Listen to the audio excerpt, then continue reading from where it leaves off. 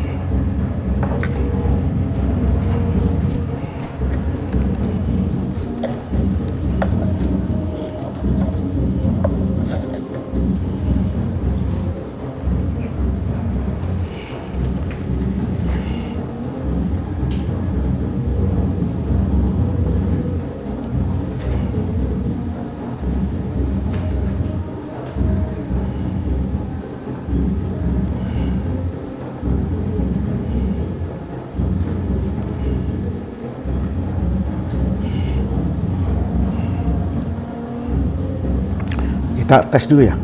Suaranya oke nggak? Suaranya oke? Mau masuk?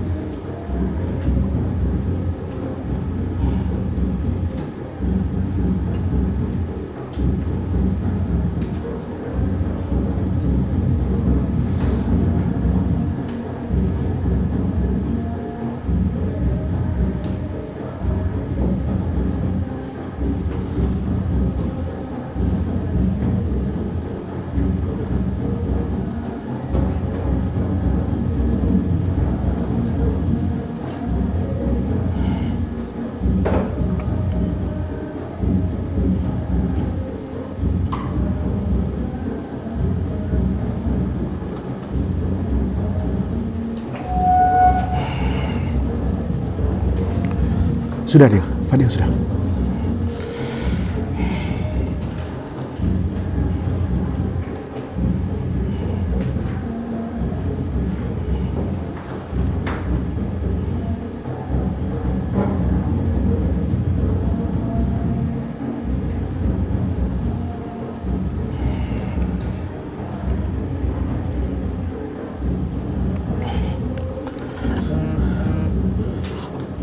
Assalamualaikum warahmatullahi wabarakatuh. Bismillahirrahmanirrahim. Alhamdulillahirabbil alamin. Wassalatu wassalamu ala asyrafil anbiya'i wal mursalin wa ala alihi wa sahbihi ajma'in. Amma ba'du. Bapak Ibu pemirsa jamaah pengajian Kitab Hikam yang saya muliakan, marilah kita buka pengajian kita pada malam hari ini seperti biasanya dengan membacakan suratul Fatihah. Semoga dengan keberkahan bacaan Ummul Quran ini kita niatkan yang pertama kali untuk diri kita masing-masing. Semoga Allah Subhanahu wa Ta'ala senantiasa mencurahkan rahmat, taufik dan hidayahnya kepada kita semua. Kita dijadikan oleh Allah Subhanahu wa Ta'ala orang-orang yang mencintai ilmu dan semakin bertambah dan bermanfaat ilmu pengetahuan kita, orang-orang yang mencintai agama dan semakin baik keberagamaan kita kepada Allah Subhanahu wa Ta'ala. Dimudahkan semua urusan kita fid dunya wal akhirah. Niat yang kedua, kita niatkan bacaan suratul Fatihah ini untuk kedua orang tua beserta keluarga kita semua. Semoga mereka yang masih hidup diberikan oleh Allah Subhanahu wa Ta'ala kesehatan yang baik, kesembuhan dari segala penyakit, rezeki yang halal dan thayyibah, umur yang panjang dalam ketaatan kepada Allah Subhanahu wa Ta'ala, dimudahkan semua urusan mereka fid dunya wal akhirah. Untuk keluarga kita yang sudah meninggalkan kita semua, semoga Allah Subhanahu wa Ta'ala senantiasa melapangkan kehidupan mereka di alam kuburnya, mengampuni segala khilaf dan dosa mereka, serta menyatukan kita semua bersama mereka kelak di dalam surganya. Niat yang ketiga, kita niatkan bacaan suratul Fatihah ini untuk semua orang yang telah berjasa dan berbuat baik kepada kita semua. Semoga Allah Subhanahu wa Ta'ala senantiasa menerima amal ibadah mereka serta membalasnya dengan balasan yang berlipat ganda. Ala hadhihin niyah wa ala kulli niyatin salihah wa ila hadratin nabiyil mustafa Muhammadir Rasulillahi al-Fatihah. A'udzu billahi minasyaitonir rajim. Bismillahirrahmanirrahim. Alhamdulillahi rabbil alamin arrahmanir rahim maliki yaumiddin. Iyyaka na'budu wa iyyaka nasta'in. Ihdinas siratal mustaqim. Siratal ladzina an'amta 'alaihim ghairil maghdubi 'alaihim waladdallin. Amin. Jamaah sekalian yang saya muliakan, alhamdulillah pada malam hari ini kita dapat bertemu dan bermuajahah kembali untuk meneruskan pengajian kita membaca kitab Al-Hikam karangan Sufi Agung Imam Ibnu Athaillah As-Sakandari.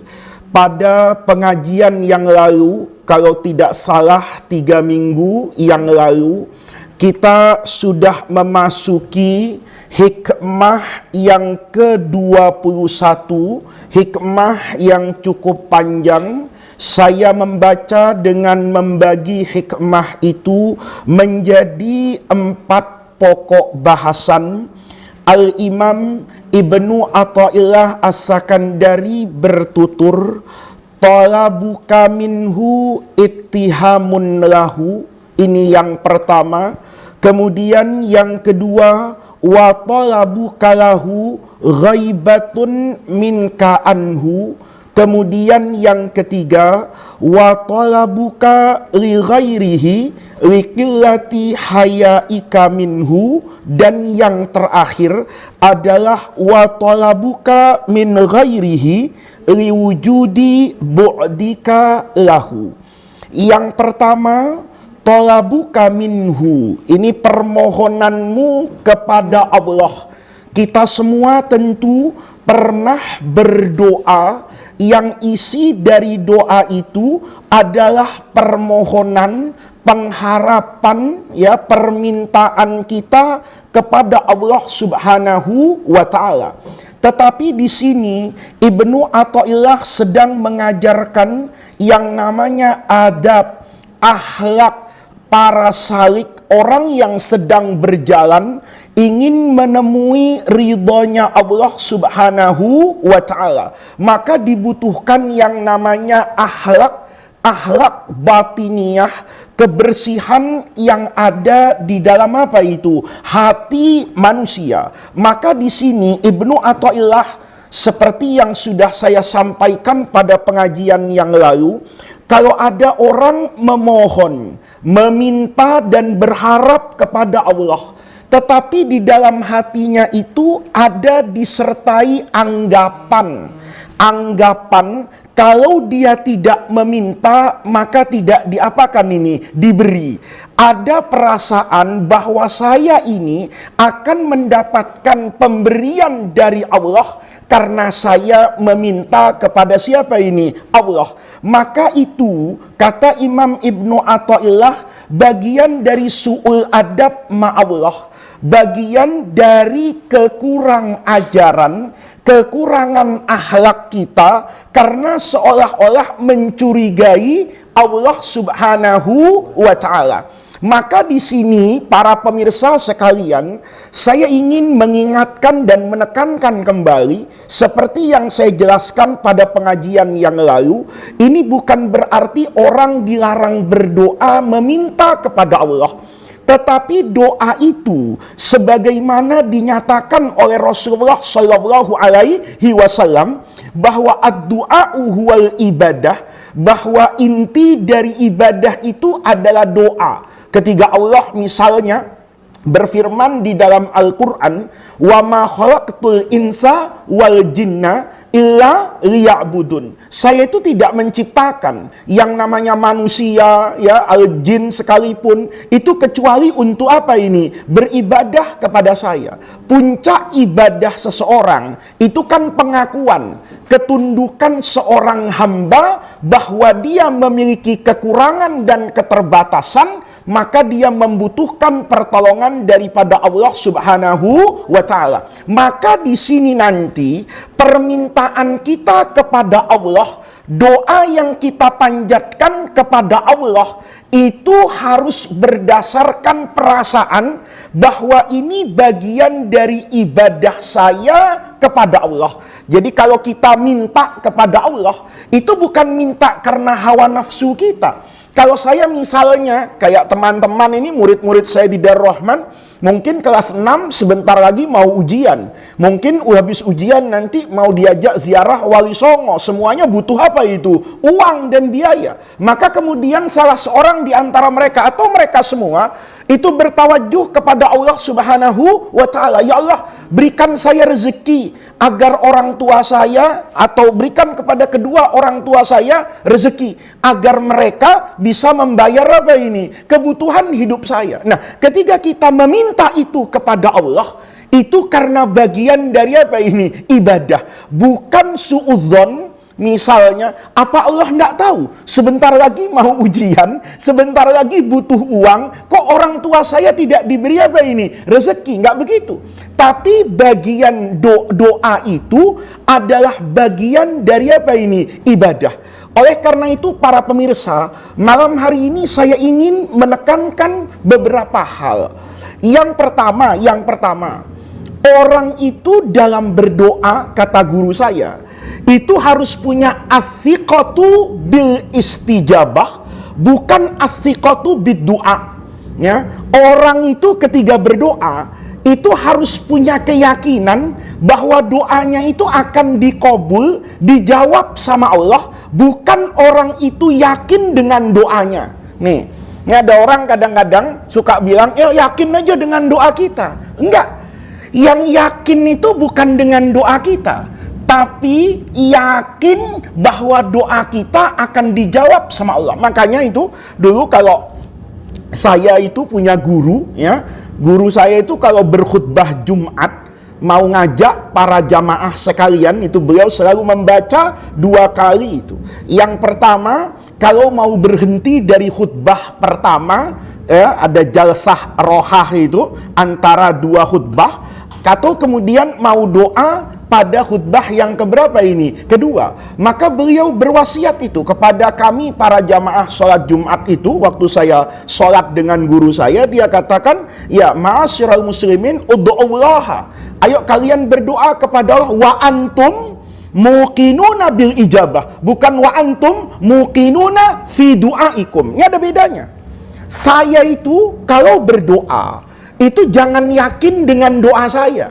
Ini kan banyak orang yang yakin dengan doanya, itu bisa dipahami malah bagian dari apa ini? Kesombongan, ujub. Ya Allah, saya sudah nangis nih di dalam doa. Siapa yang tahu kan? Nangisnya itu ikhlas, apa cari perhatian orang? Nggak tahu. Saya misalnya mimpin doa nih di hadapan murid-murid saya yang terbatas ini, kemudian bilang, Gus ayo doa supaya saya kelihatan sebagai orang yang luar biasa solehnya. Saya ngapain itu? Nangis. Padahal nangisnya dibuat-buat.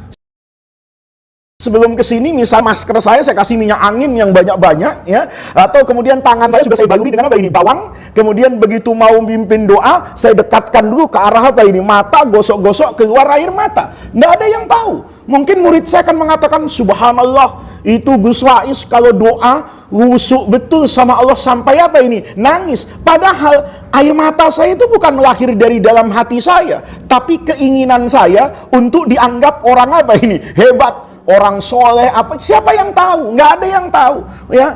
Ikhlas itu yang malaikat saja nggak tahu. Malaikat tuh tugasnya cuma ngapain itu? Nyatat. Itu si Faiz ngajar malam hari ini, ya kan? Oh itu si Faiz sholat hari ini. Oh itu Faiz kemarin misalnya sedekah, dicatat saja. Tapi ikhlas nggak ikhlas itu yang tahu cuma siapa itu? Allah. Maka tidak yakin dengan doanya. Ketika berdoa itu, yang ditampakkan itu justru apa ini? Keterbatasan kita sebagai manusia.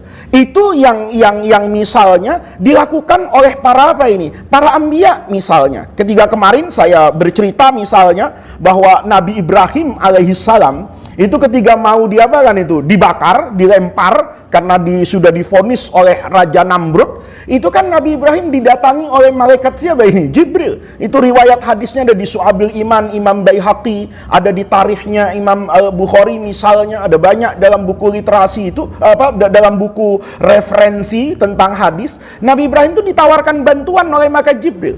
Tapi Nabi Ibrahim saat itu mengatakan, amma ilaika fala, enggak. Kalau sama kamu enggak. Amma ilallah, adapun kepada Allah fahasbiyallahu wa ni'mal wakil. Saat itu Nabi Ibrahim itu sedang berhusnudzon kepada Allah. Keyakinan hatinya tuh kuat sekali. Kata Nabi Ibrahim, Allah itu maha tahu kok. Karena Allah maha tahu, saya sedang dalam puncak apa ini? Mengajarkan tauhid kepada Raja Namrud. Maka saya juga harus pada puncak ketauhidan saya kepada siapa ini? Allah. Maka beliau tidak minta, tapi zikir. Hasbiyallahu wa ni'mal wakil. Maka di dalam satu hadis lain, Rasulullah Shallallahu Alaihi Wasallam itu bersabda, man saghalahu dzikri an mas'alati. Orang yang lebih banyak disibukkan, kata Nabi itu, dengan zikir kepada siapa ini? Allah. Misalnya nih, ya teman-teman, misalnya besok ujian misalnya. Begitu ujian, malamnya kurang sehat, kurang konsentrasi. Begitu ngelihat pagi hari di ruang ujian, itu soal ujiannya 2 lembar. Ya, misalnya Sarif ngelihat dulu ujiannya 2 lembar Sarif. Kira-kira kamu rasanya bergetar nggak? Bergetar. Kiko juga akan bergetar itu. Umar juga bergetar. Masya Allah, mana belajarnya pas-pasan, tapi kemudian soalnya apa ini? 2 lembar. Saat itu biasanya kita apa ini? Doa. Tapi kalau man saghalahu dzikri, dia kemudian ingat kepada siapa ini? Allah. Dia ingat Allah itu apa? Misalnya ya Latif, maha apa itu? Lembut. Lihat Nabi Yusuf itu, untuk dibebaskan dari penjara, Allah tidak ngirim malaikat kemudian menghantam dan memporak-porandakan penjara atau melumerkan besi-besi penjara supaya Nabi Yusuf bisa apa ini? Keluar. Enggak. Allah kirim sesuatu yang latif itu.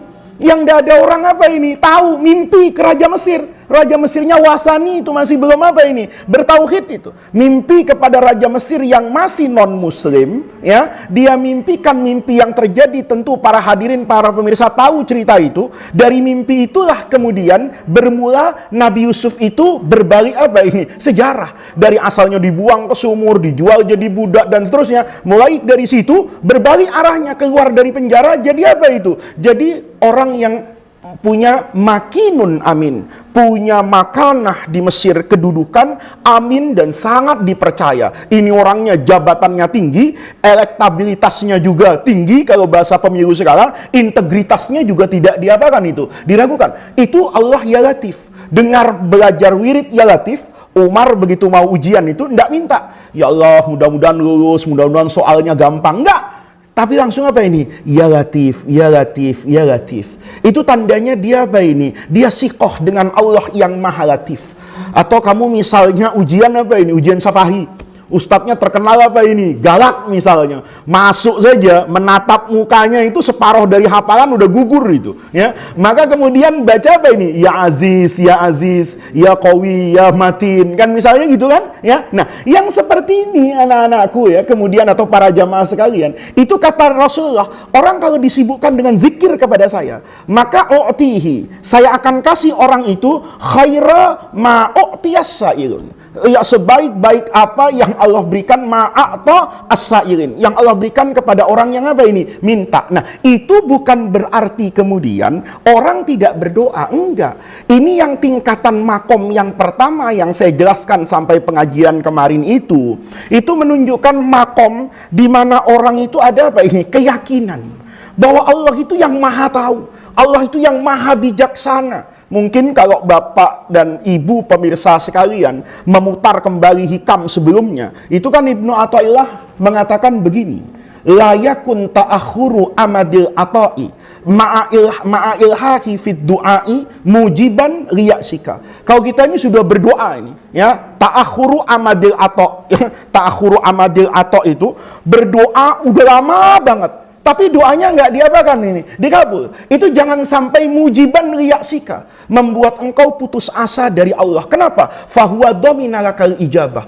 Allah menjamin bahwa semua yang kamu butuhkan itu pasti Allah berikan. Tapi bukan sesuai apa maumu, tapi sesuai apa yang menjadi takdirmu yang dibangun dengan ilmu Allah, kebijakan Allah yang luar biasa. Dan fil waqtil ladzi yurid la fil waqtil ladzi turid, bukan pada waktu yang kamu kehendaki, tapi pada waktu yang Allah kehendaki, karena Allah itu ala kulli syai'in qadir dan Allah itu bi kulli syai'in alim. Nah, di situ bukan berarti nggak berdoa, nggak kemudian apa? Ini makomnya betul-betul apa ini? Yakin dia bahwa doa ini bagian dari apa ini? Ibadah. Maka Nabi Ibrahim itu merasa malu, saya kalau minta sama Allah. Allah tahu kok kalau saya mau diapakan ini? Dibakar. Kalau memang saya ingin berjuang tulus karena Allah, Allah pasti kan irhamu man fil ardi yarhamkum man fis sama, in tansurullaha yansurkum. Maka keyakinan ini membuat beliau memilih apa ini? Berzikir hasbiyallah wa ni'mal wakil daripada apa ini? Masalah meminta-minta. Tetapi nanti para pemirsa sekalian mungkin akan bertanya, enggak gitu Ustaz. Buktinya misalnya di surah Asy-Syu'ara, Nabi Ibrahim kan berdoa, Rabbi habli hukman wa alhiqni bis-shalihin waj'al lisana sidqin fil akhirin waj'alni min warathati jannati an-naim. Atau sebelumnya misalnya di surah Syu'ara juga kan Nabi Ibrahim cerita ya bahwa apa, alladzi khalaqani fahuwa yahdini walladzi huwa yut'imuni wa yasqini, Allah yang kasih makan, yang kasih minum, wa idza maritu fahuwa yashfini walladzi yumituni tsumma yuhyini, dan seterusnya ya. Itu ketiga Nabi Ibrahim kemudian menyambung dengan doa Rabbi habli hukman wa alhiqni bis-shalihin misalnya, itu lahir Dari apa? Dari ibadah, dari ubudiyah. Bahwa, kata Nabi Ibrahim, setelah saya melakukan ini semua, saya tahu ada keterbatasan saya, ada buntunya jalan saya, karena saya ini seorang apa ini? Makhluk. Maka saat saya hidup, sesempurna apapun saya, sehebat apapun saya, setulus apapun saya tetap butuh kepada siapa ini? Allah. Maka ketika berdoa, itu tawajuhnya Nabi Ibrahim itu dari rasa apa ini? Tadzallul, menghinakan diri sebagai hamba, maka dia mengatakan berdoa, ya Allah. Nabi Muhammad juga begitu di perang Badar. Nabi berapa ini? Berdoa, kata Nabi, ya saya sudah berusaha semua ini, ya sabar di Mekah misalnya 13 tahun berdakwah. Waktu perang Badar, kalau teman-teman para jamaah sekalian melihat misalnya, itu strategi perang didiskusikan oleh Rasulullah. Bukan berarti kemudian Rasulullah karena merasa Nabi ya mencukupkan diri, enggak, ada ikhtiar kok Nabi itu. Buktinya apa?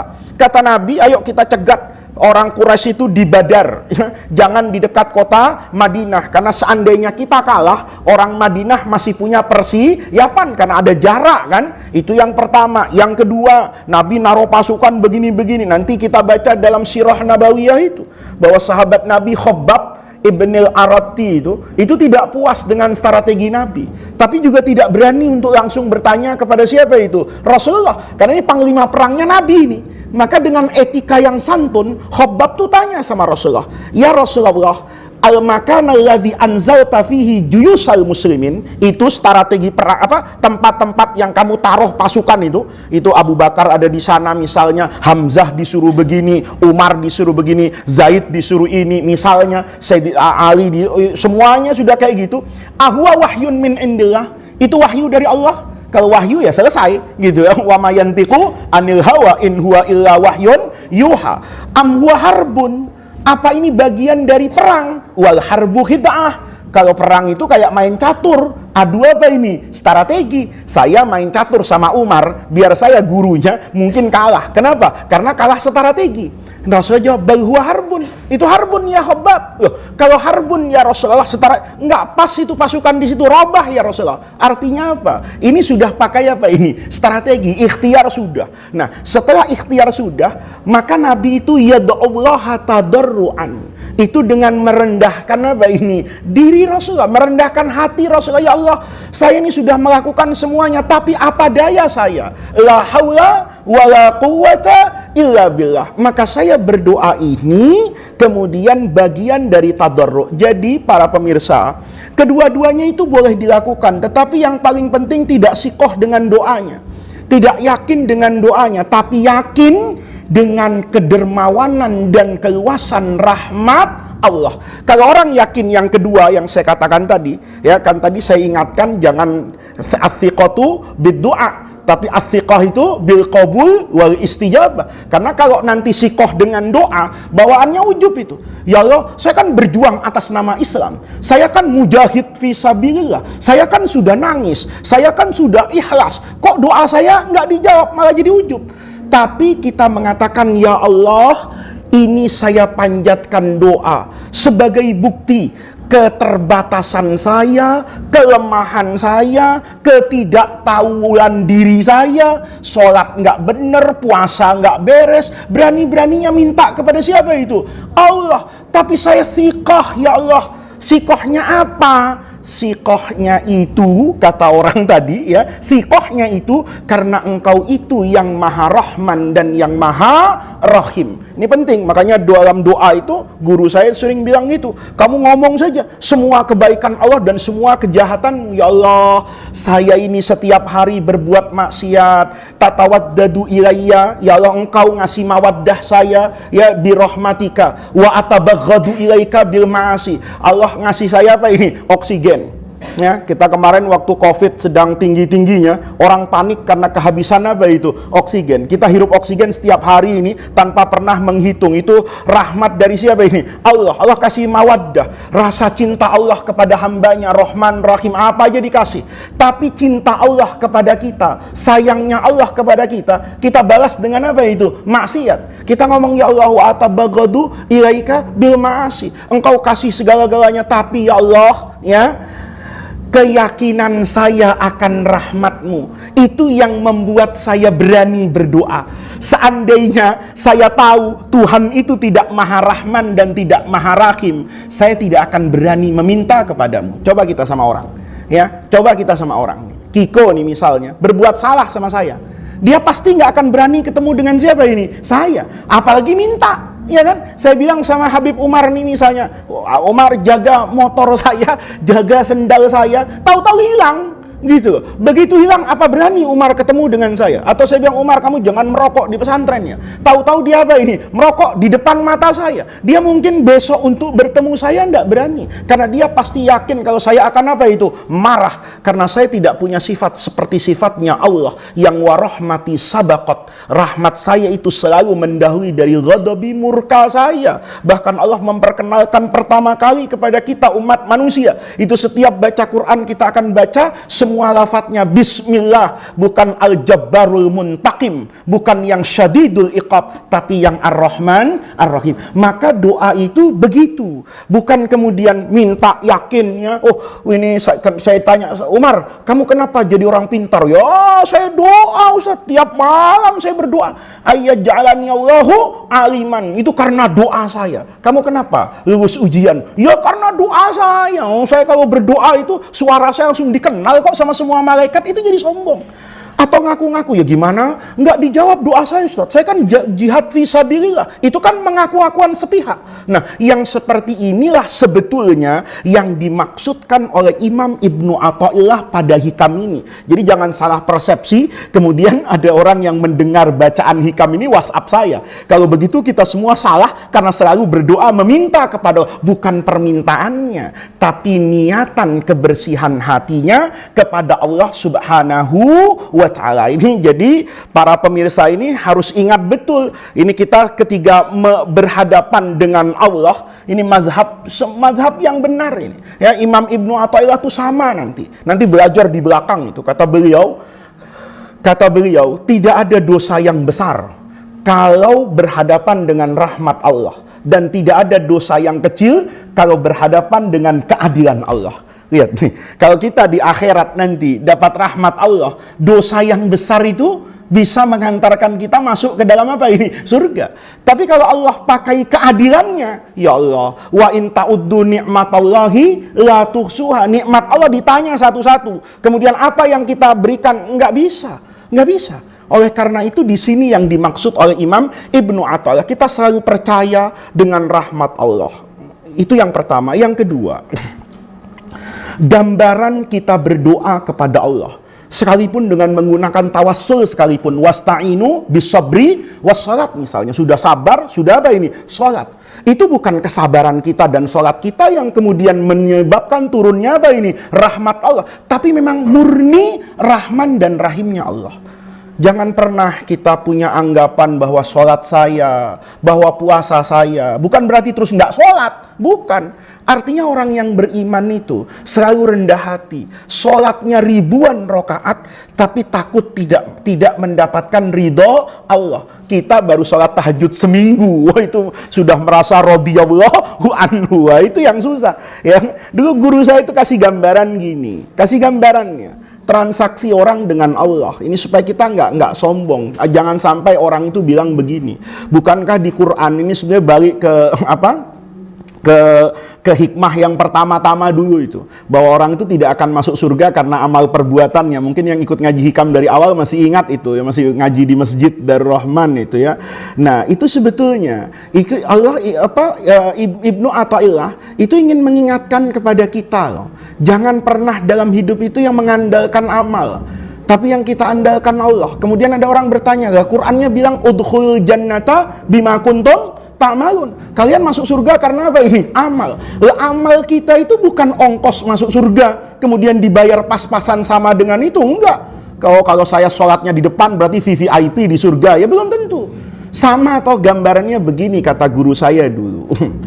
Kalau kita ditakdirkan oleh Allah menjadi orang kaya dan dermawan, kemudian di tepi jalan, ini sering kita lihat juga kok. Di tepi jalan kita lihat orang yang kesusahan, ya kemudian berjualan apa ini? Kerupuk misalnya. Ya, kita bisa lihat kadang-kadang ada beberapa kaum yang difabel, yang memiliki kekurangan secara fisik, tapi mereka betul-betul menjadi orang yang mulia. Tidak ingin mengeksploitasi kekurangan mereka untuk mencari sekedar belas kasihan orang. Mereka nggak mengemis, tapi mereka ngapain tuh? Dagang. Kadang-kadang dagangannya itu apa-apa ya seada-adanya lah, ya. Tiba-tiba ada orang kaya misalnya naik mobil bagus, begitu naik mobil bagus ngelihat itu. Ada orang misalnya jualan pisang lah, dipikul. Pisangnya juga nggak bagus-bagus amat. Kalaupun pisang bagus, itu sudah kena terik apa ini? Matahari. Oh mungkin jualan kerupuk itu nggak semuanya bagus. Mungkin ada yang sudah empes misalnya, udah nggak bisa digigit. Tapi orang kaya itu turun. Orang kaya itu turun. Begitu orang kaya turun, dia beli itu semua. Dia tanya, berapa pisangnya bapak nih? Dia lihat bapaknya sudah tua, pakai sendal jepit yang tipis, ya, berjalan di atas apa ini? Aspal di tengah terik siang matahari yang panas. Orang tadi berhenti. Pertanyaannya, apa orang kaya tadi butuh sama pisangnya orang yang kayak gitu? Ya enggak lah. Dia kalau mau beli pisang yang lebih bagus banyak kok, dan dia mampu. Tapi dia bisa beli. Anehnya nggak ditawar. Anehnya nggak ditawar. Logikanya, ini pisang kan sudah tidak sebaik yang di pasar misalnya. Ini pisang berapa nih? Pisang barangan misalnya. Ya dijual di pinggir jalan, misalnya dijual di toko 17.000, 20.000. Begitu di pinggir jalan kena panas, diminta 20.000 kan nggak mau. Ini kan sudah panas, sudah siang, sudah sore, ya kan? Ini pisangnya udah 15.000, 10.000, tapi enggak. Kita kadang-kadang orang yang kaya itu beli berapa? Dibeli semuanya. Padahal boleh jadi dia nggak butuh. Boleh jadi pisang itu dia tahu kalau itu nggak bagus. Kerupuk itu juga nggak dia makan. Tapi dia beli itu karena apa? Kasih sayang. Itu orang kaya kepada orang miskin. Bagaimana Allah yang akramul akramin sama kita tuh, kita nggak usah sombong. Memang Allah butuh sholat kita, memang Allah butuh apa ini? Puasa kita kan enggak. Puasa dan sholat itu untuk kepentingan kita, menunjukkan bahwa karena Allah perintahkan itu kepada saya, bagian dari ibadah ubudiyah dan abudah saya kepada Allah, maka saya kerjakan apa itu? Itu sebagai perintah Allah. Saya kangen sama surga, ya. Itu bukan berarti saya sholat ya dibayar dengan apa ini? Surga enggak. Saya kepengen masuk surga itu karena Allah yang mendorong saya untuk kangen ke dalam apa ini? Surga. Ketika Allah ceritakan neraka, Allah nakutin neraka itu. Bukan kemudian saya sholat supaya nggak masuk neraka, enggak. Saya sholat itu untuk Allah, ikhlas karena Allah, bukan untuk terhindar dari apa ini? Neraka. Tetapi saya harus takut kepada api neraka karena itu bagian dari ibadah saya kepada Allah. Kalau ada orang ngomong saya tidak takut sama neraka, itu orang sombong. Karena Allah sendiri mengatakan hati-hati loh sama neraka, yang neraka itu kan dijelaskan di dalam Al-Qur'an itu, ya kan? Betapa neraka itu panasnya kayak apa dan sebagainya dan sebagainya. Nah, ini adalah hal yang kedua yang ingin saya tegaskan kembali, mengulang dari apa yang saya sampaikan pada pengajian yang kemarin itu. Yang terakhir, ini ringkasan dari apa yang saya sampaikan pada bagian pertama dari 4 bagian yang mau kita bahas. Itu adalah seperti nasihat Ibnu Athaillah dalam hikmah yang lain. Beliau itu berkata begini, layakun polabuka tasabbuban ilal ata'i minhu fayaqilla fahmuka anhu wal yakun polabuka liizharil ubudiyati wa qiyaman bihaqqi ar-rububiyah. Jadi kata Ibnu Athaillah, jangan pernah terjadi dalam hidupmu itu kamu merasa bahwa tolabuka, doamu kepada Allah, tasabbuban ilal ata'i minhu, menjadi penyebab Allah memberikan itu kepada saya karena apa ini? Karena doa saya, enggak. Itu karena karamnya Allah, itu karena rahmannya Allah, itu karena rahimnya Allah. Kalau kamu meyakini bahwa doamu itulah yang menyebabkan kamu dapat A, dapat B, dapat C, maka fayaqilla fahmuka anhu. Itu tandanya kamu tidak paham sama siapa itu? Allah.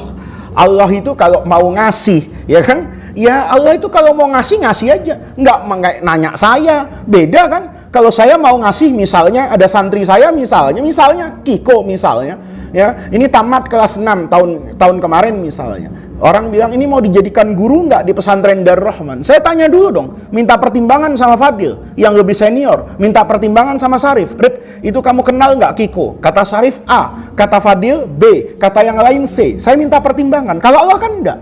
Allah itu kalau sudah mau, kan Allahumma, ya kan kita belajar itu, la mani'a lima a'taita wala mu'tiya lima mana'ata. Itu Allah itu yarzuqu may yasha'u bighairi hisab, nggak pakai hitungan, nggak pakai apapun. Maka di sini kalau kita selalu memahami itu berkat kita karena kita, itu tandanya kamu nggak paham sama Allah. Wal yakun talabuka, ya, wal yakun talabuka, hendaknya ada apa talabuka, doamu itu, permohonanmu itu, liidharil ubudiyah, untuk menunjukkan anta abdun, ana abdun, nahnu ibaduhu, wa anta rabbul alamin. Nah ini penting banget nih ya. Jadi waqiyaman bihaqir rububiyah. Ya karena itu tugas saya sebagai seorang hamba menunjukkan kalau saya hamba punya apa ini? Tuhan. Karena saya punya Tuhan, mana buktinya saya patuh sama Tuhan saya? Karena Tuhan saya memerintahkan saya doa, saya jadi doa. Mana buktinya? Tuhan itu yang aziz, maha mulia, dan saya yang zalil, yang hina dan butuh Allah. Ya tandanya saya menengadahkan tangan saya memohon kepada siapa itu? Allah. Jadi di sini kita semua ini bukan berarti tidak boleh doa, tapi doa itu harus berbasis yang pertama adalah keyakinan bahwa itu adalah bagian dari ibadah. Yang kedua, kita yakin bahwa rahmat Allah itu tidak dibagi dengan qanunul basar. Ini penting nih. Ma fiyadillah, kata guru saya itu, ma biyadillah, apa-apa yang ada dalam kuasa Allah itu la tuwazza'u biqanunil basar. Tidak dibagi-bagi dengan aturan apa ini? Manusia. Ada sering kan Nabi cerita ada pelacur kasih minum apa itu? Anjing masuk surga. Ada orang bunuh 99 orang loh, bunuh 99 orang. Tanya sama kiai itu, kiai ini bisa nggak saya masuk surga? Kiainya pas bandrol, kayak gila kan. Saya aja nggak pernah bunuh kucing aja masih nggak yakin masuk surga apa enggak. Kamu lagi nanya kayak gitu, ya nggak bisa lah masuk surga. Dibunuh sekalian, fakam malabihil mi'ah. Ya, setelah itu tanya sama kiai yang lain, kata yang satu bisa. Tapi syaratnya apa ini? Pindah tempat, hijrah dari kampungmu itu, ibadahnya jauh-jauh, jangan di Jagakarsa, ya kan? Suruh ibadah di Surabaya. Dia belum sampai Surabaya, baru jalan awal meninggal itu.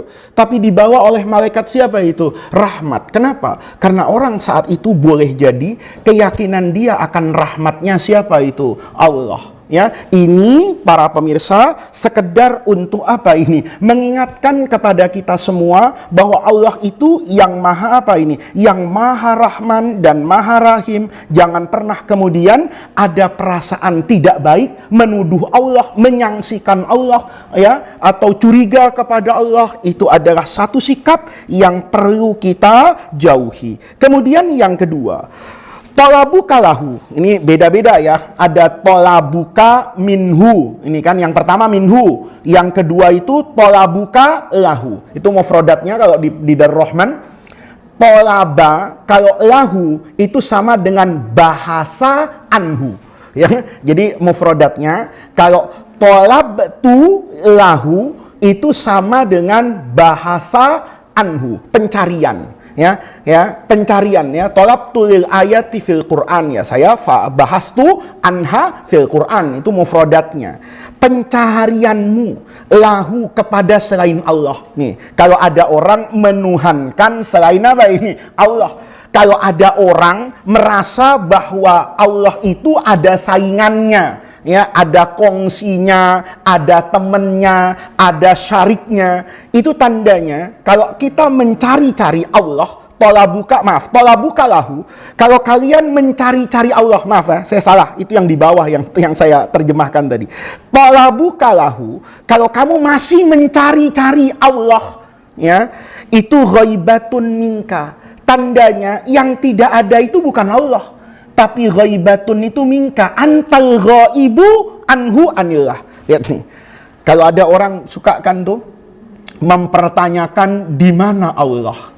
Pernah kan kita begitu, ya? Orang-orang yang imannya model saya ini, Ustadz akhir zaman ini, ya, yang nggak bersih hatinya, itu kadang-kadang suka mempertanyakan Allah gitu loh. Ya, keluar dari masjid, sendalnya hilang. Ya Allah, gimana ini? Kan saya mempertanyakan siapa ini? Allah, kok nggak dijaga sendal saya? Loh, ini kalau ada orang tolabu kalahu masih cari-cari Allah, itu tandanya ghaibatun minka, kamu yang tidak ada dari Allah. Karena Allah itu maha ada. Sesuatu yang ada kan tidak perlu diapakan, dicari. Contoh ya. Ini kalau yang ngaji sama saya istiqomah misalnya ya, contoh saja, saya tidak ingat semua namanya. Misalnya Fadil, Kiko, Syarif, sama Umar ini. Kalau 4 orang ini nggak ada, saya cari. Kenapa saya cari? Karena biasanya ada. Kalau yang lain kadang ada, kadang nggak ada. Ketiga nggak ada, ya nggak saya cari. Wong memang mungkin nggak ada. Tapi kalau yang selalu ada, ketiga nggak ada, pasti saya apa kan? Cari. Allah itu maha ada. Kalau orang masih tanya, di mana Allah? Kok masih diuji ya? Kemana Allah? Kok masjid roboh ya? Kok banyak mempertanyakan Allah? Itu tandanya orang itu suul adab betul itu. Kata Ibnu Athaillah, bukan Allah yang nggak ada, kamu yang nggak ada dari Allah. Nggak ada dari Allah itu apa? Imanmu hilang, keyakinanmu tuh hilang, akhlakmu tuh hilang. Karena Allah itu maha ada loh. Bahkan saking Allah itu maha ada, Quran sendiri itu tidak menunjukkan ayat yang menjelaskan Allah itu secara langsung maujud. Coba, kalau Allah itu sami'an basiro, ada. Ya, Allah itu bikuli syai'in alim. Orang nulis, oh di antara sifat Allah itu alim misalnya. Itu ada. Kalau Allah itu misalnya kita ngaji mazhab Imam Abu Hasan Al-Asy'ari, bahkan yang sifat itu agak panjang, mukhalafatun lil hawadis, kan hafal tuh ya. Wujud, kidam, kok terusnya lah itu ya. Allah itu muridan ya, innama amruhu idza aroda, ya kan misalnya. Kemudian Allah itu misalnya mukhalafatun lil hawadis, ayat Qur'annya jelas laisa kamislihi syai'un. Tapi untuk menunjukkan Allah itu maujud, nggak ada ayat yang bunyinya Allahu maujudun fis samawati wal ardi, nggak ada. Tapi oleh Imam Abu Hasan Al-Asy'ari, sifat wujud itu dijadikan sifat pertama loh. Kita kalau dulu masih kecil, saya hafal sifat 20 itu bukan di pesantren, masih TK dulu ya kan. Cuman sekarang kan anak-anak kecil itu udah dangdutan, sudah nyanyi jazz, nyanyi pop ya. Dulu zaman saya itu kalau habis mau berangkat ke masjid itu dari rumah itu, mau sholat jamaah maghrib, itu jalan anak-anak kecil itu nyanyi itu, bukan mendendangkan wujud kidam baqo mukhalafatun dan seterusnya itu. Nah, ya, sifat 20 itu yang pertama wujud. Padahal ayatnya secara mantuk, ini tentu saya nggak mau panjang-panjang ya, nanti kepanjangan. Ya kan kalau kita belajar dilalatul alfat fil Quran misalnya, kan ada sesuatu yang lebih kita yakini itu lebih kuat tekanan hukumnya, tapi ayatnya nggak ada. Contohnya apa? Ya, kita di Quran itu terkait dengan uququl walidain, durhaka sama orang tua, itu menghardik. Qurannya ngomong wala taqul lahuma uffin. Tapi mukul orang tua nggak ada, nabok orang tua nggak ada, iya kan? Tapi memukul orang tua itu aula bil hukmi, itu namanya kias aulawiyah itu. Kenapa aula bil hukmi? Lah iya, sakitnya dua kan. Kalau dibentak orang tua tuh sakit hati, tapi kan mukanya nggak sakit. Ya, masa ada orang dibentak terus pipinya merah? Nggak ada, ya kan? Ya nggak ada terus, wah kenapa dia pusing? Nggak ada. Tapi kalau orang tuamu nauzubillah kamu tempeleng, kan sakitnya dua. Pipinya sakit, ya kan, kena tempelengan, hatinya juga sakit. Tapi yang aula bil hukmi itu menggunakan apa itu? Mafhum misalnya. Nah, ketika Allah ingin mengatakan Allah itu maha ada terang benderang, seolah bahkan tidak ada dalil yang sharih pun, manusia tetap apa ini? Yakin kalau Allah itu ada. Ketika Allah bilang huwal hayyul qayyum misalnya, karena Allah menafikan semua ana, menafikan semua anta, menafikan semua huwa. Coba kalau kita ngomong tuh, khitab itu kan hitop itu mutakallim ana. Kalau hitopnya yang hadir itu mukhotob, itu berarti anta sama teman-temannya lah. Anta, antuma, antum, itu urusan ilmu nahu lah. Biar Kiko yang ngajar alfiyah itu. Nah, untuk ghaib itu kan temannya huwa, huma, hum, hiya dan sebagainya. Itu kan nanti dinafikan sama Allah. Hari ini ananya banyak. Saya ngomong ana Faiz, kamu ngomong Mar. Ana Umar, ya. Fadil ngomong, ana Fadil. Kapan Dil? Sekarang. Kapan Mar? Sekarang. Nanti hari kiamat, la ilaha illa ana fa'budni. Nggak ada. Kecuali saya, fa'budni, yang untuk diibadahi. Ada orang ngaku Tuhan, Fir'aun ngaku Tuhan, ana Tuhan, ya sekarang loh, ya kan? Nanti ya di kuburan digoreng sama malaikat mungkar wa nakir, ya kan? Dimutilasi, nanti la ilaha illa ana fa'budni. Ananya dinafikan semuanya, kecuali yang hakikat maha ana itu adalah Allah. Anta boleh, anta Kiko, anta Sarip, anta siapa, anta, banyak itu. Ada anta-anta di sini banyak. Tapi nanti ada antanya hilang semua. Kalau nanti orangnya sudah hilang di hadapan saya, pulang, saya nggak bisa bilang anta, nggak bisa. Orangnya mati, sudah apa ini? Sudah nggak ada anta lagi. La ilaha illa anta. Kan begitu. La ilaha illa huwal hayyul qayyum. Allah itu yang maha ada, nggak perlu Allah bilang ana maujud gitu loh. Jadi kalau orang bicara itu jelas banget ya. Jadi Allah itu kalau ada orang cari Allah, itu tandanya ya imannya itu ndak beres, karena Allah itu maha ada. Kalau orang tanya, Allah itu ada nggak? Jawaban mantiknya itu enak.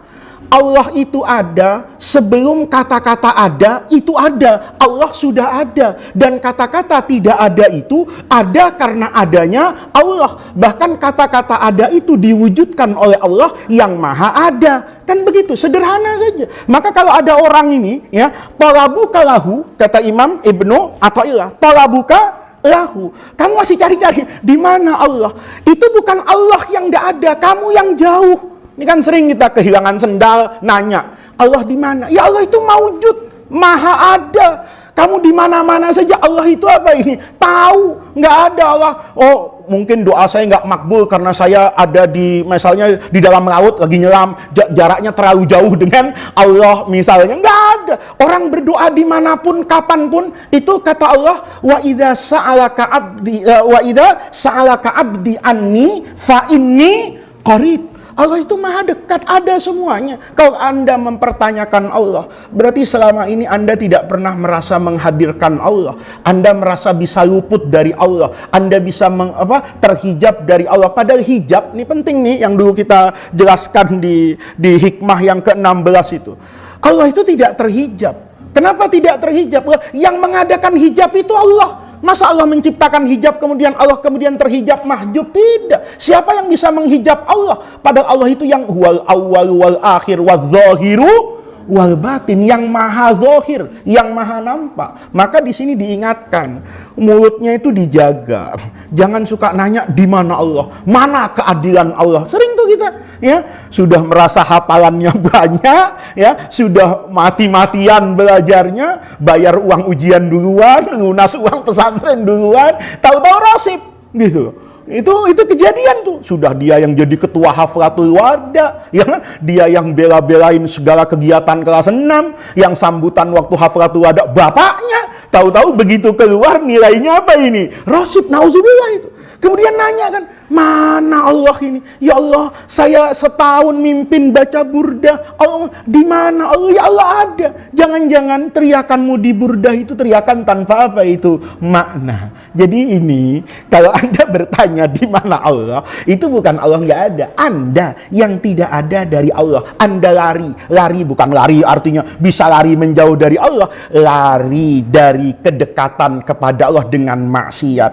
Allah itu tertutup dengan hawa nafsumu. Allah itu tertutup dengan ambisimu. Maka Allah itu kan kata orang tasawuf itu, tidak pernah Allah tidak menjawab doa.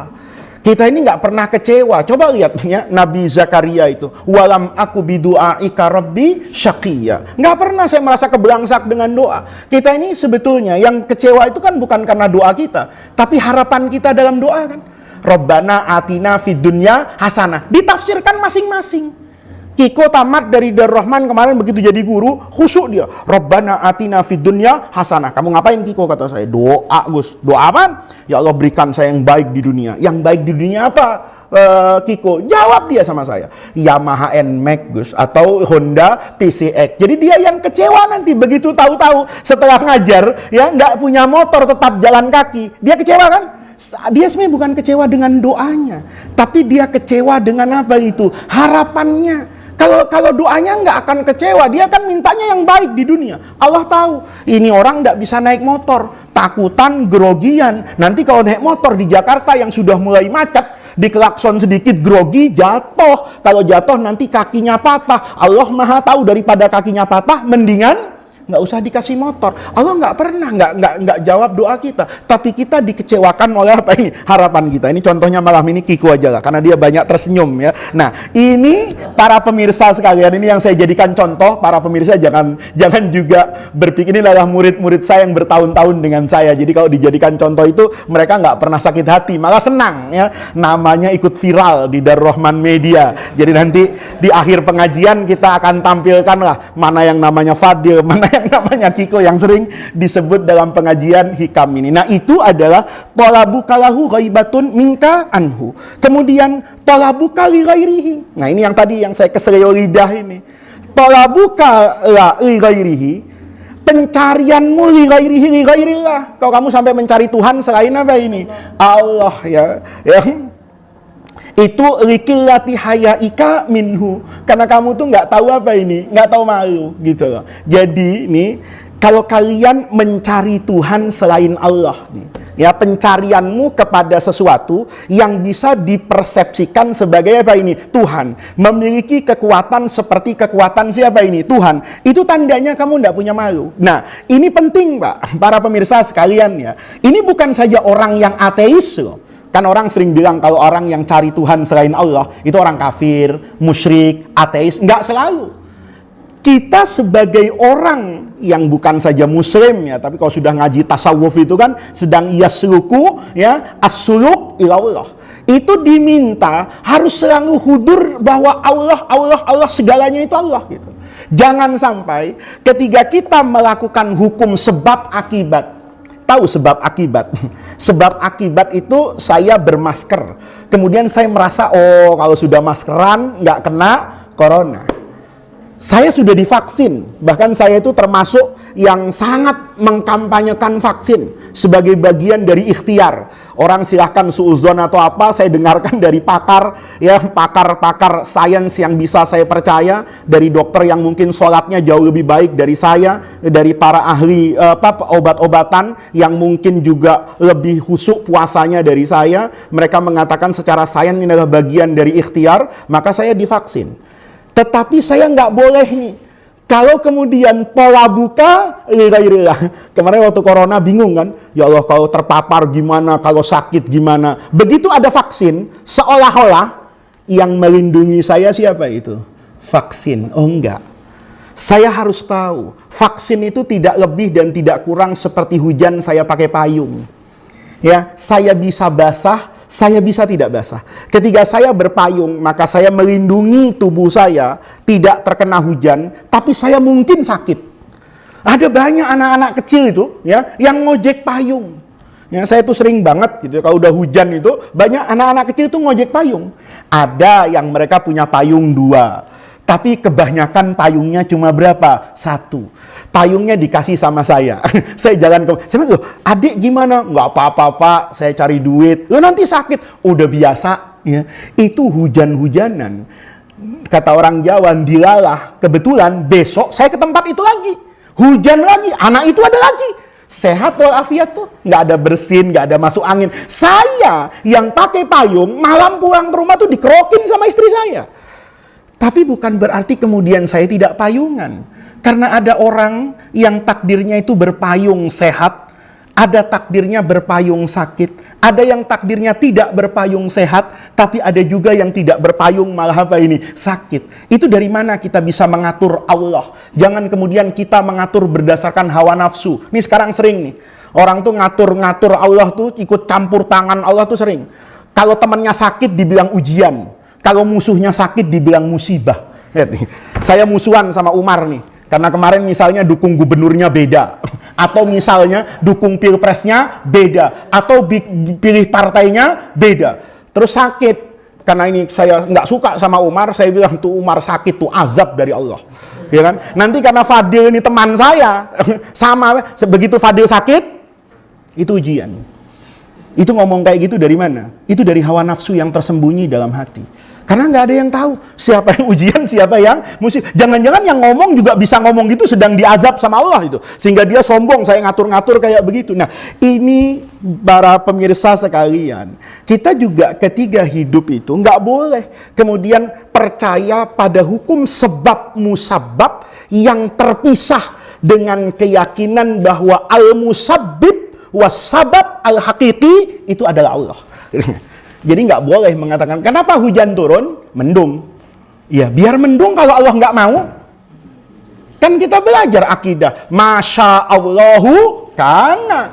Wa malam yasha lam yakun. Nanti diturut wala haula wala quwata illa. Nah, ketika kita seperti ini, hati-hati. Jadi sebab akibat itu apa? Itu sunnatullah gitu. Itu tradisi dan kebiasaan. Tetapi pada hakikatnya siapa itu? Allah. Jadi itu kalau tak orang sekarang itu cuma dilalatul iqtiran.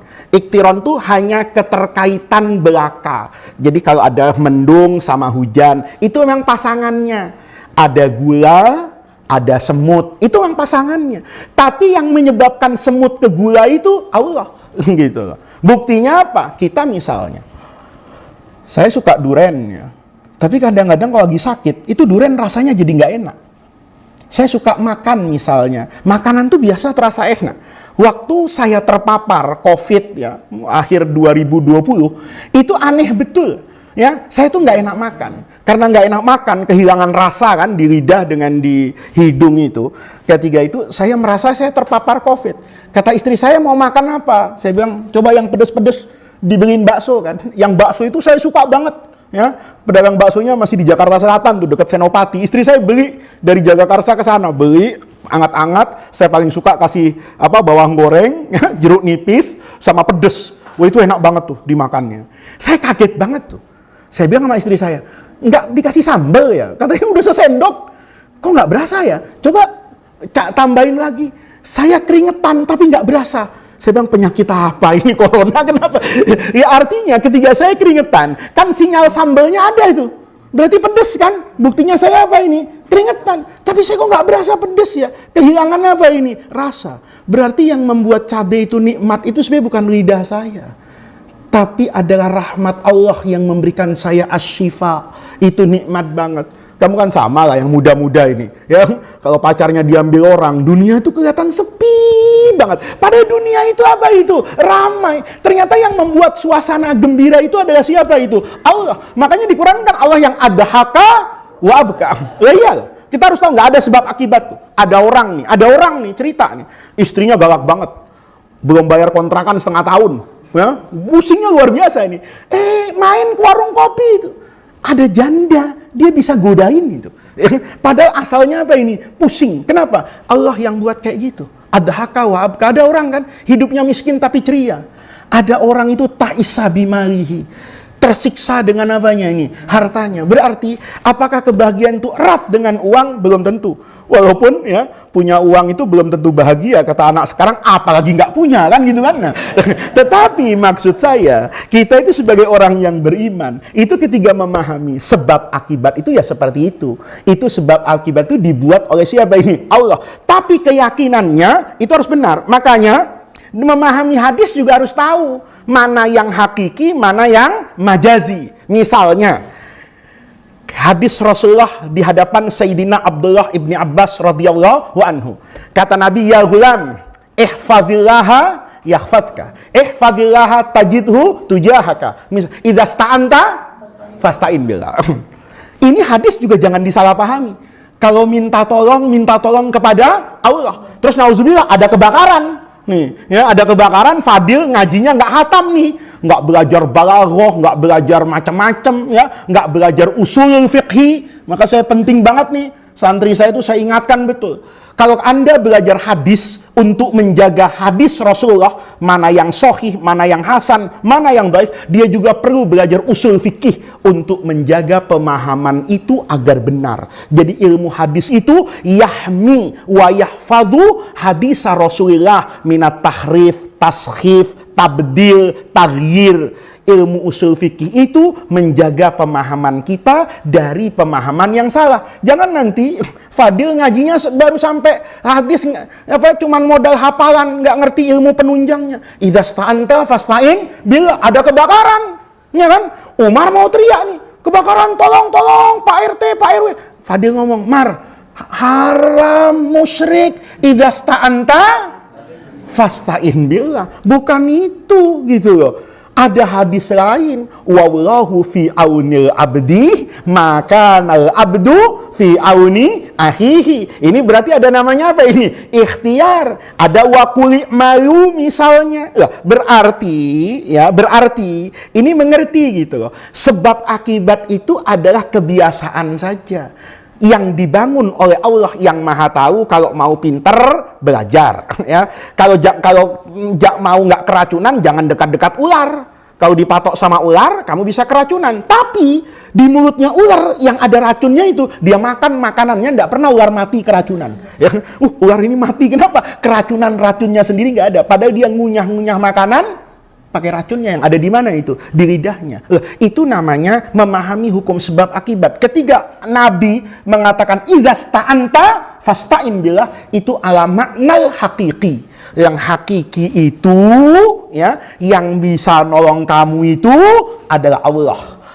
Bukan dokter. Dokter itu hanya wasilah. Tidak semua yang ke dokter sembuh, kan begitu. Tidak semua yang minum obat sembuh. Tetapi ketika kita mengatakan untuk sembuh, ia minum obat. Untuk sembuh, ia berobat. Kan begitu. Nah, ini adalah mengatakan kalau kamu meyakini semua yang ada di dunia ini bersifat materi terlepas dari Allah, itu tandanya kamu nggak punya apa ini? Malu. Siapa sih yang membuat air itu bergerak? Allah. Buktinya Allah mau Nabi Musa itu pukulin tongkat ke laut. Lautannya terbelah, diam semua. Nabi Musa lewat, aman-aman aja itu. Padahal apa itu? Air, api itu panas. Kalau Allah mau, tinggal dibaca saja sama Nabi Ibrahim, ya naru kuni bardan wasalaman ala Ibrahim. Nah, itu adalah cara pemahaman kita dalam bertauhid kepada Allah Subhanahu wa taala. Mana yang Allah dan mana yang wasilah. Itu jelas. Kita nyium hajar aswad, itu bukan batunya yang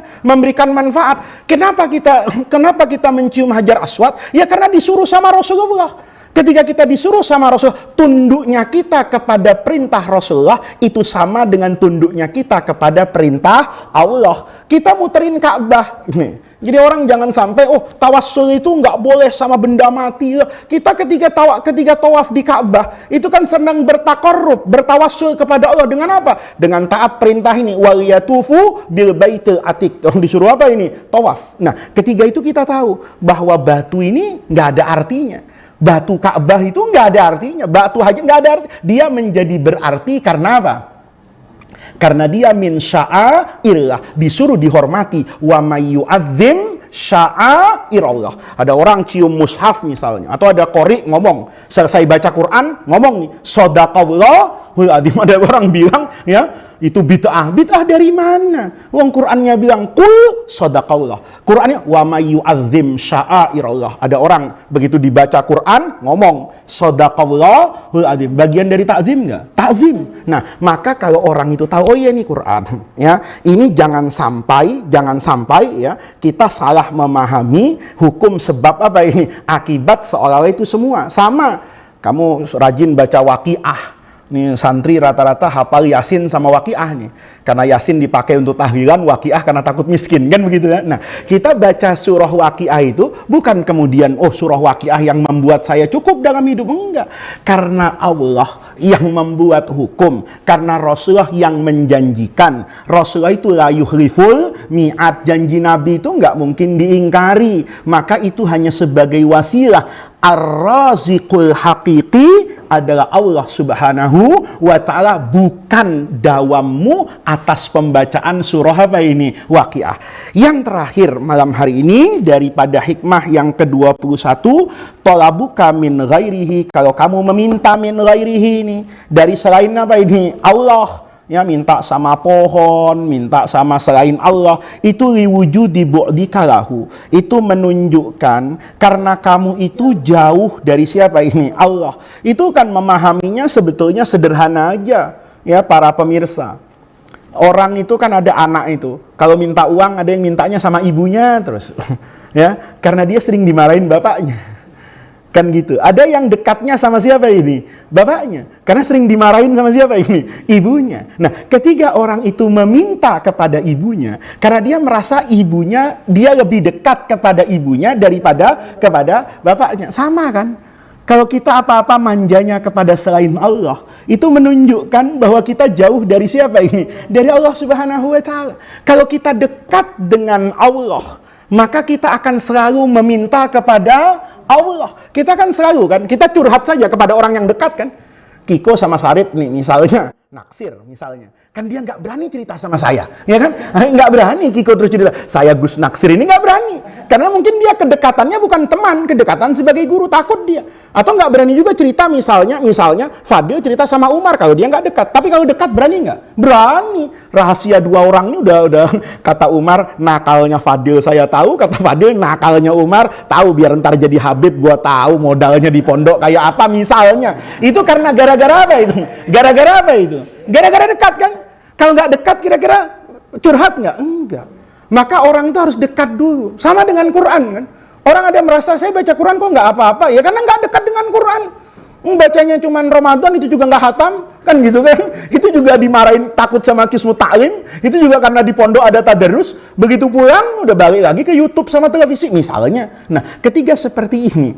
Kalau kita mau tahu rahasia Al-Quran, ya kita dekat dulu dong sama Quran. Kalau Quran sudah dekat sama kita, maka Quran akan memberikan rahasianya. Itulah kemudian orang-orang yang sering membaca Quran, yang tadabbur kepada Quran, dia mendapatkan sesuatu yang tidak didapatkan oleh orang yang sekedar basa-basi kalau baca apa ini? Quran. Maka kita itu harus dekat sama Allah. Kita nggak boleh berpaling dari Allah. Kenapa? Kalau berpaling dari Allah itu berarti ada saingannya.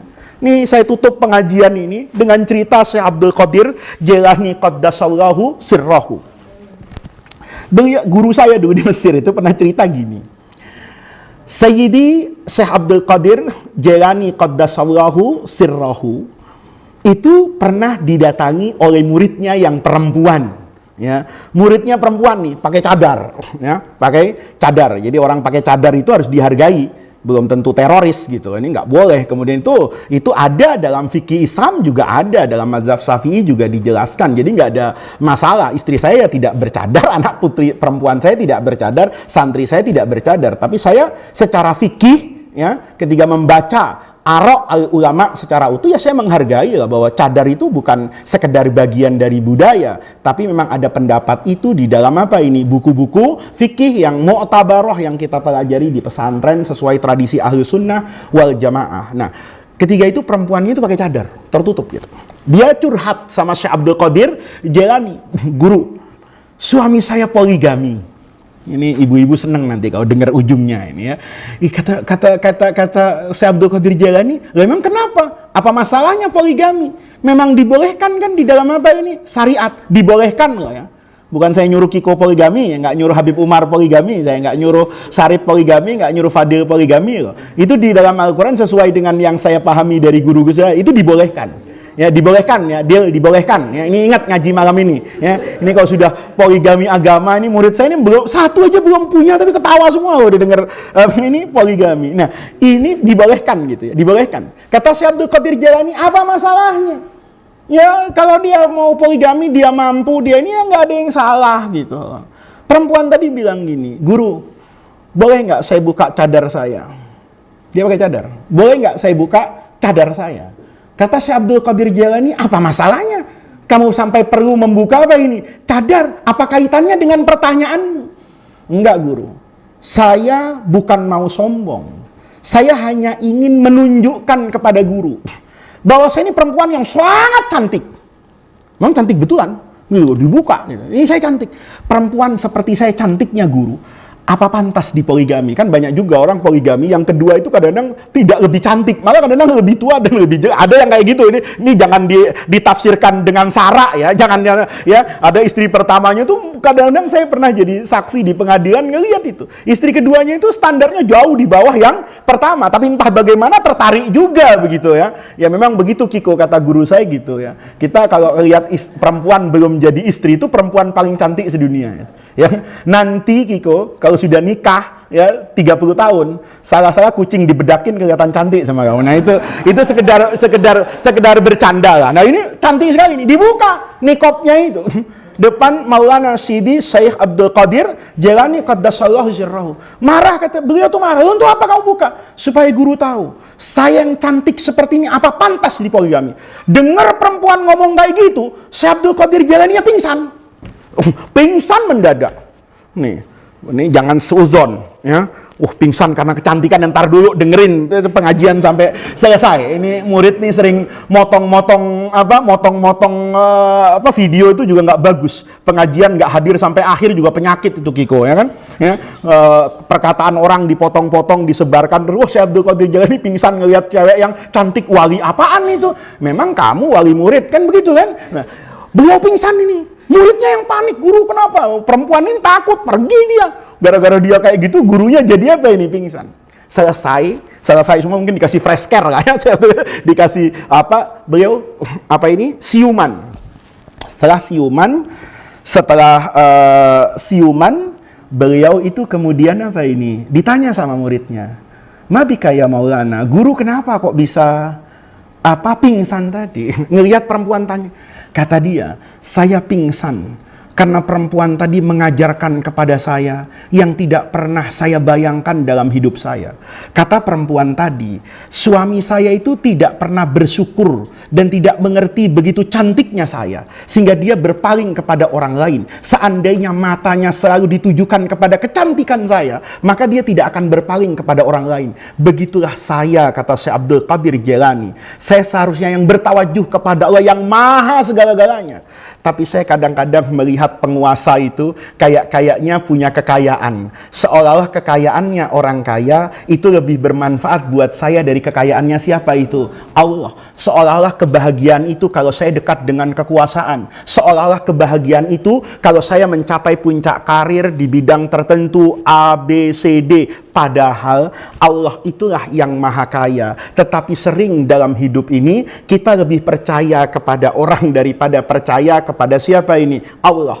Dulu guru saya itu cerita nih yang terakhir lah. Kalau diterusin cerita-ceritanya ngajinya sampai jam 11 malam nanti ya. Jadi guru saya itu cerita gini.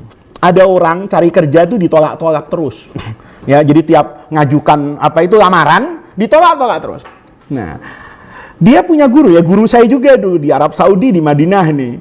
Jadi guru saya itu ya tentu guru besar ya, punya pengaruh gitu. Jadi mungkin bayangan orang ini, saya itu karena ngelamar sendiri. Coba yang bawa orang lain yang lebih dipandang orang. Ini juga pelajaran nih buat santri nih. Ya, kalau mau ngelamar orang, kamu nggak pede bawa Pak Kiai, ya kan? Asal calon istrimu sama-sama alumni pesantren Darur Rahman, ya kan? Wah, ini kalau saya maju takut ditolak nih, bawa Pak Kiai ya. Kan seperti itu orang biasa kayak gitu kan? Bawa apa ini? Backing kata orang sekarang, ya. Bawa orang yang bisa kita andalkan. Maka dia datang itu pagi-pagi itu ke rumah guru saya dan guru kita semua waktu itu.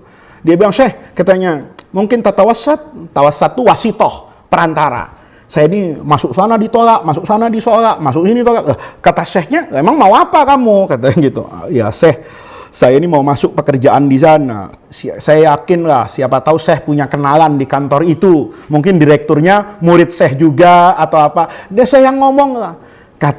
Kata guru saya, "Nggak usah. Saya tahu kok ada yang lebih berkuasa dari saya, lebih dekat dan lebih mampu." Kata orang tadi, "Siapa?" Allah. Marah itu murid saya itu. Allah, loh, ya saya serius ini katanya. Lah, kata saya itu dipegang jidatnya itu. "Saya lebih serius," katanya gitu. "Saya lebih serius. Kalau kamu minta tolong kepada saya, ia akan minta tolong kepada saya karena kamu yakin bahwa saya punya kekuasaan di atas orang itu. Bagaimana dengan Allah Subhanahu wa Ta'ala?" Tetapi kita dalam banyak hal digoda kanan kiri oleh hawa nafsu, oleh kepentingan. Kadang-kadang kita kemudian lebih percaya kepada selain Allah. Tawakal kita tidak letakkan kepada Allah, tapi kita letakkan kepada hamba Allah. Maka itu menunjukkan betapa jauhnya kita dari Allah, sehingga kita tidak mengenal dekat Allah Subhanahu wa Ta'ala. Ini yang mungkin bisa saya sampaikan pada pengajian malam hari ini. Mudah-mudahan Allah jadikan jam'ana hadza jam'an marhuma wa tafarruqana min ba'dihi tafarruqan ma'suma. Mudah-mudahan hadirnya kita di majelis yang baik ini, langkah kaki yang kita gerakkan, handphone yang mungkin dipegang oleh para pemirsa, laptop yang mungkin menemani sepanjang pengajian kita selama ini, semuanya Allah catat sebagai tawassul dan wasilah kita untuk mendapatkan khairat dunia wal akhirah. Mudah-mudahan dengan rahmat Allah, dengan ilmu Allah, dengan Allah yang maha bijaksana, yang maha tahu, yang maha berkuasa, yang maha segala-galanya atas kita semua, Allah senantiasa